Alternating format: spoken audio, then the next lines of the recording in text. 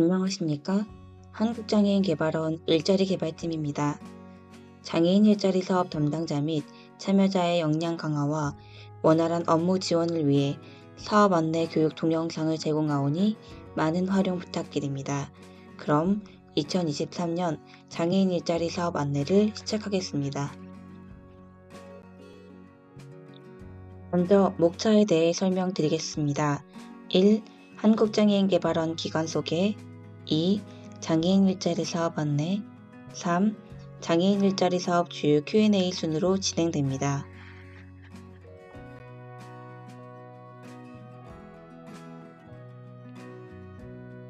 한국장애인개발원은 장애인복지법 제29조의 1을 근거로 설립되어 장애인과 함께 정책 개발과 자립 지원으로 장애인이 행복한 포용사회를 실현하는 대한민국 대표 기관입니다.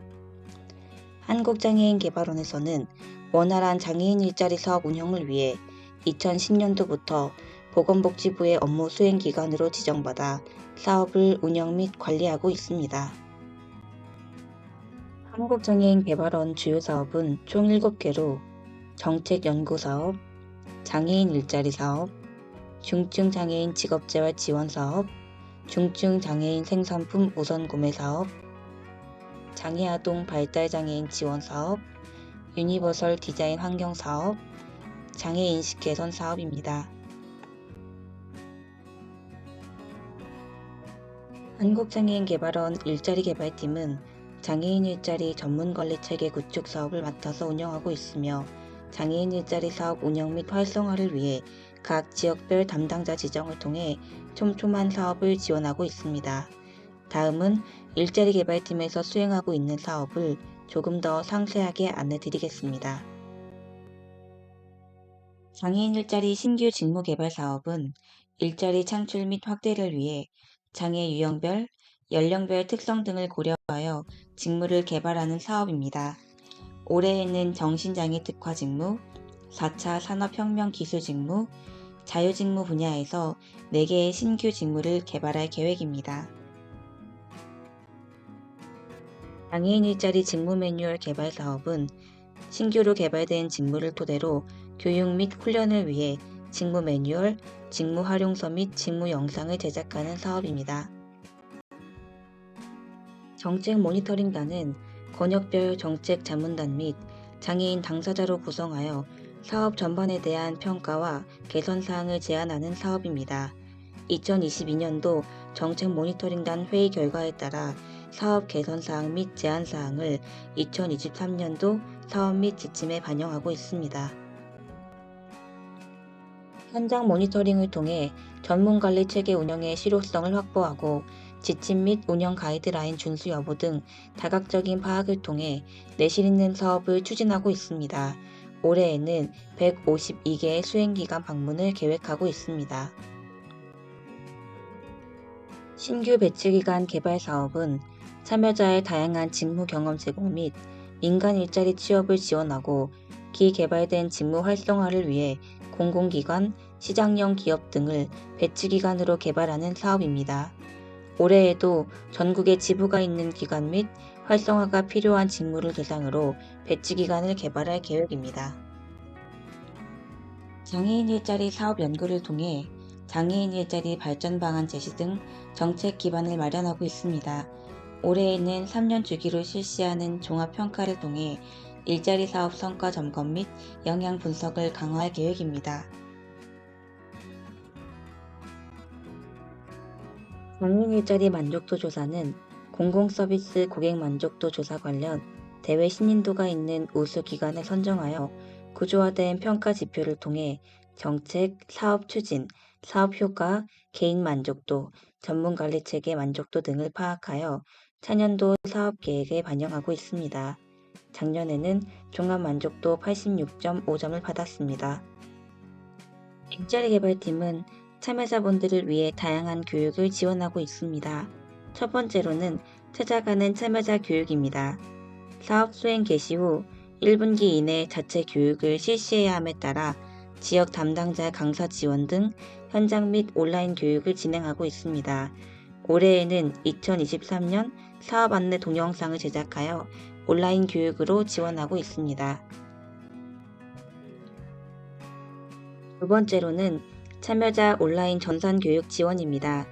참여자들의 민간 취업 지원을 위해 ITQ, 컴퓨터 활용 능력, 워드 프로세서 등 다양한 전산 관련 교육 자료를 한국장애인 개발원 홈페이지 내에 게시해 두었으니 많은 활용 부탁드립니다. 마지막으로는 맞춤형 취업 지원 온라인 교육 영상 제작입니다.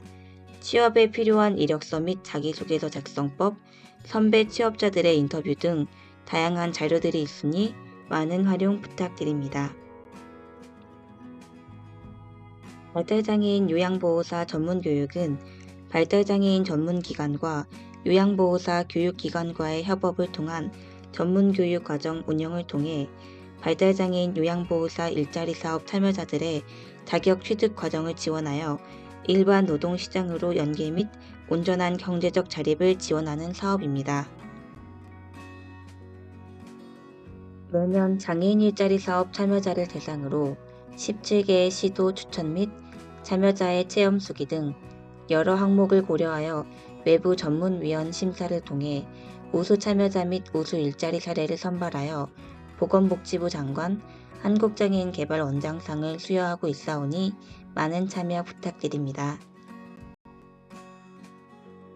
마지막으로 장애인 일자리 사업 인지도 향상 및 장애 인식 개선을 위해 대국민 홍보를 진행하고 있습니다.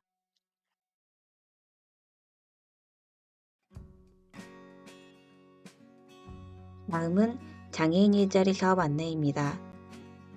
장애인 일자리 사업은 중증 장애인 소득 보장과 사회 참여 확대를 위해 에이블 모델을 바탕으로 한 국책 사업입니다. 2010년도까지 10만 개의 장애인 일자리를 만들겠다는 취지로 2007년부터 도입된 재정 지원 일자리 사업입니다. 장애인 일자리 사업 추진 체계입니다. 보건복지부에서 정책 및 종합계획 수립, 한국장애인개발원에서 수행기간 관리 및 사업 지원, 광역자치단체에서 사업계획 수립 및 예산 지원, 사업 수행기관에서 사업 수행을 맡고 있습니다. 장애인 일자리 사업은 지역별 담당자 지정을 통해 촘촘하게 지원하고 있습니다. 장애인 일자리 사업은 취업 취약계층인 장애인에게 일자리 제공을 통한 사회참여 확대 및 소득 보장을 지원하고 있습니다. 장애인복지법 제21조, 장애인복지법 시행령 제13조 2에 의거하여 만 18세 이상 장애인복지법상 등록된 미취업 장애인분들을 대상으로 하고 있습니다. 장애인 일자리 사업 유형별 예산 및 참여 현황입니다.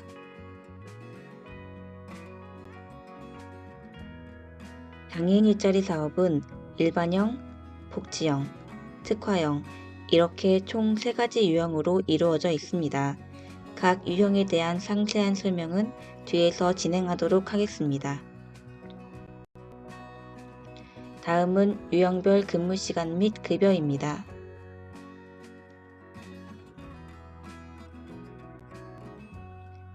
일반형 일자리는 전일제와 시간제로 구분되며 행정도우미, 전담지원 행정도우미, 복지서비스 지원요원, 직업재활시설 지원요원 이렇게 총 4가지 직무로 이루어져 있습니다.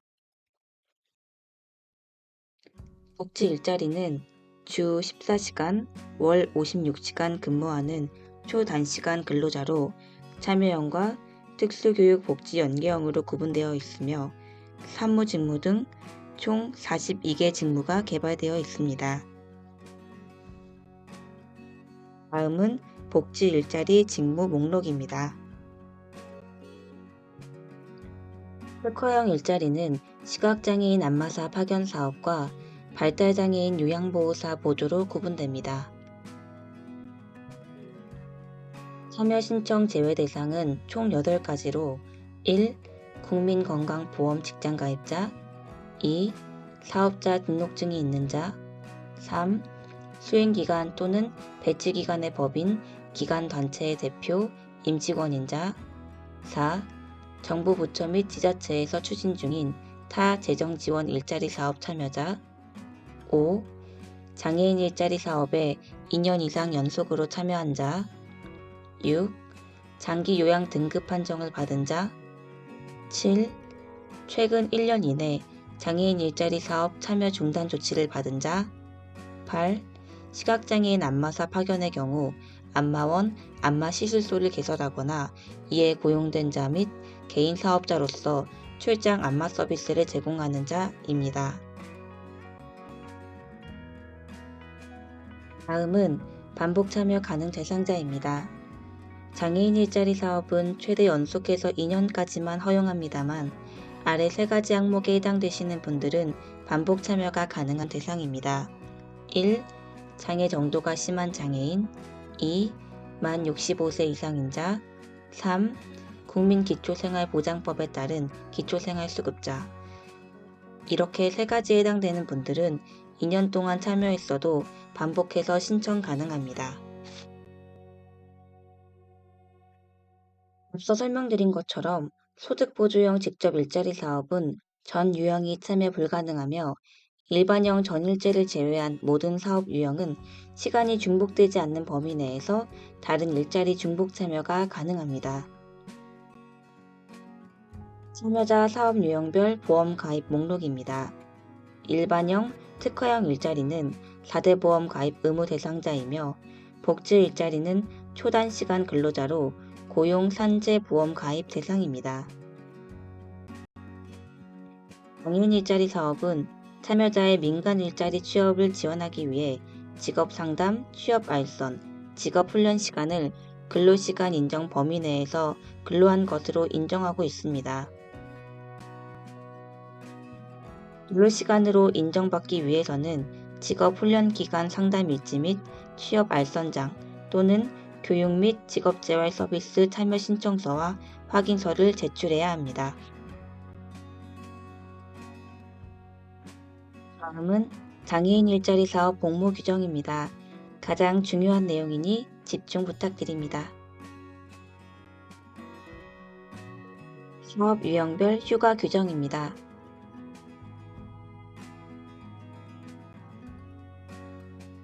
연간은 개근한 달의 월수에 따라 발생하며 한 달 내내 휴업하는 경우 연간은 발생되지 않습니다. 일반형 일자리 전일제는 1일 8시간, 시간제는 1일 4시간, 특화형 일자리, 시각장애인 안마사 파견사업, 발달장애인 요양보호사 보조 일자리는 1일 5시간 기준의 연가가 발생합니다. 건강상의 이유로 병가를 신청하는 경우 사업 유형별 연간 허용되는 범위 내에서 사용 가능합니다. 병가 사용 시 의사진단서, 처방전 또는 병원에서 발급하는 증명서를 제출해야 하며 처방전의 경우 해당 일만 인정됩니다. 특별휴가 사용 시 주휴일, 공휴일은 특별휴가 일수에 포함되지 않으며 사유가 발생된 날을 포함하여 전후로 연속하여 사용해야 합니다. 다음 항목의 경우 근무 시간으로 인정하며 근태 신청서를 받아 관리합니다.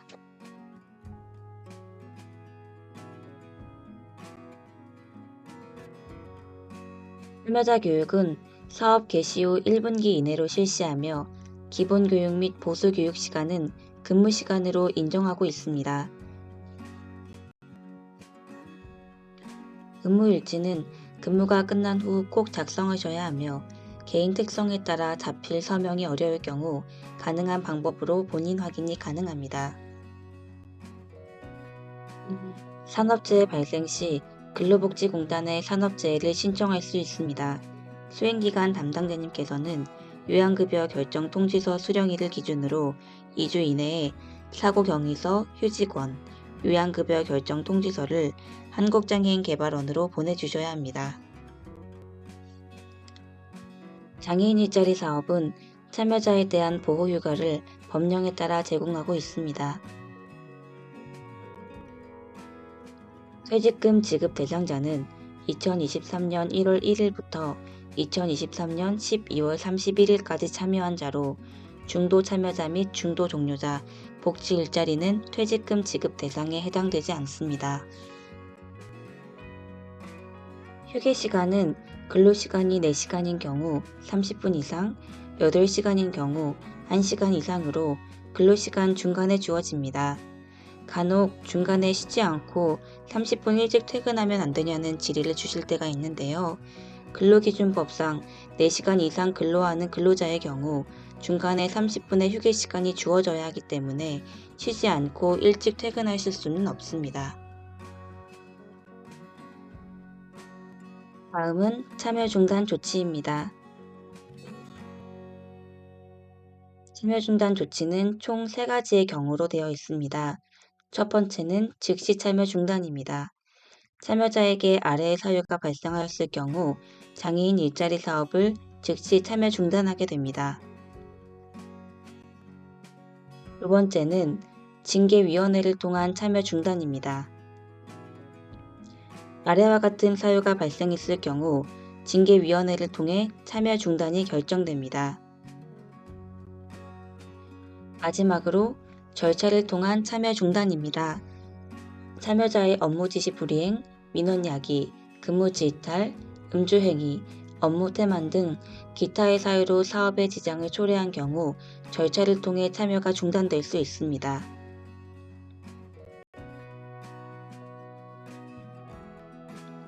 마지막으로 장애인 일자리 사업 주요 질문사항에 대한 내용입니다. 연가가 있는 사람은 병가 사용할 때 연가를 먼저 써야 하나요?